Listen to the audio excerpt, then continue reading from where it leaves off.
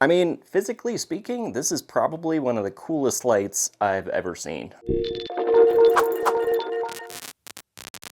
What's up guys, Josh here, and today we're taking a look at the Cinepeer CX100 from Zhiyun, and I'm pretty sure I'm saying that right, but feel free to rip me a new one in the comments, whatever. Now, full disclosure, Zhiyun did send me this light for review, but as always, my opinions are my own. They do not get to see this video before it's posted, and if you've watched any of my previous videos, especially that e-bike video I did not too long ago, well, you know that I'm not shy about expressing my opinion. Yeah, and this isn't even that steep of a hill. Oh my gosh. Ugh.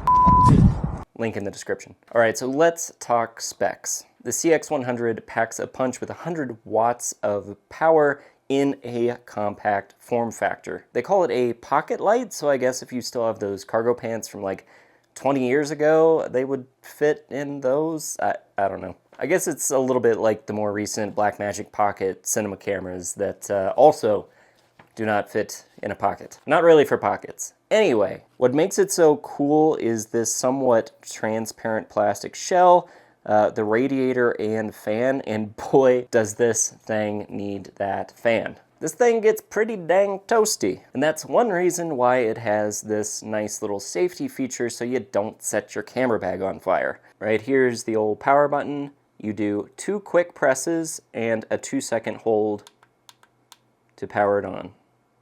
And it is extremely bright.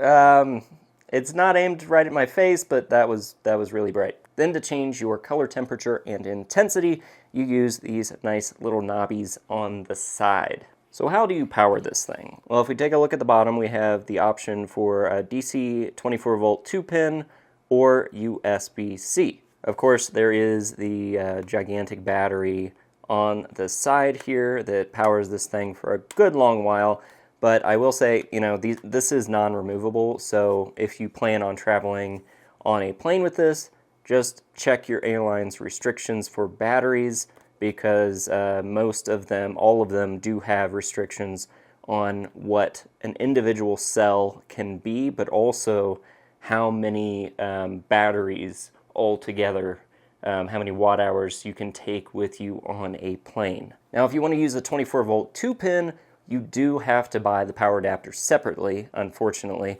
Now, it does come with a short USB-C cable, probably mostly for charging. You'll probably want to get a longer one if you want to fully power it via USB-C. Now, as for internal power, it does have a 4,500 milliamp hour battery, which should get you about 30 minutes at 100% power when fully charged. Now, I got a few minutes more than that, which is a good sign. That means that the manufacturer isn't overstating the specs on this thing like some people do. Now, on a recent shoot, I actually used this as a fill just off camera, and it lasted me a good 4.5, 5 hours on the lowest power setting, which was enough to give me the fill I needed. So that was really cool, especially with the size. I just fit it in my camera bag, and away I went. Now, for that shoot, I did use this guy, this diffuser right here, and this is actually a mini Bowens mount. So this guy just clips on like so. This is a silicone diffuser, which pops off, and you have your little dish so you can control the light a little bit better. Charging times, it usually takes between 2 and 4 hours depending on how you're charging it. It does offer fast charging. If I need to use 100% of the power, I'll often have like a Yeti Goal Zero kind of power bank with me, and I can just plug into that and have power all day.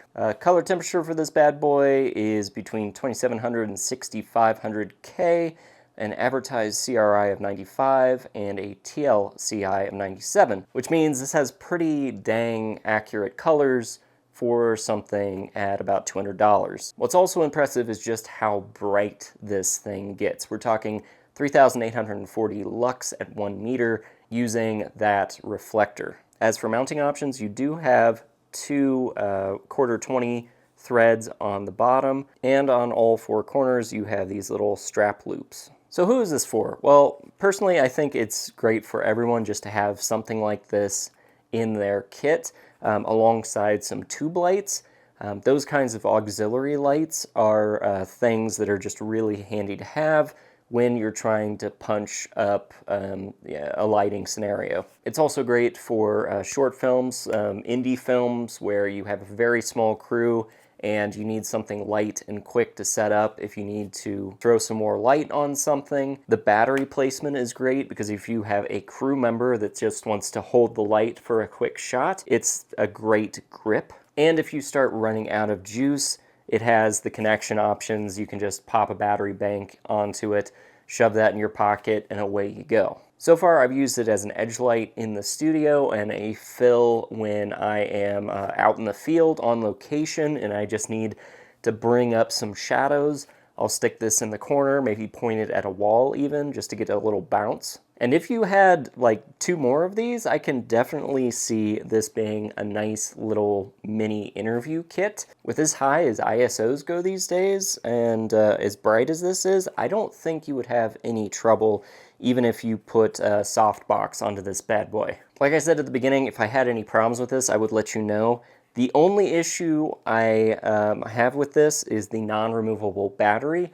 They do have a Molex 100 that has the removable battery. Of course, it is more expensive, and your battery life is going to deteriorate over time with this. But overall, it's a solid piece of kit. If you enjoyed this video, check out my recent review of the Blackmagic Cinema Camera 6K, which isn't a pocket camera, just FYI. It's a full-frame sensor camera that is almost perfect, except for one thing.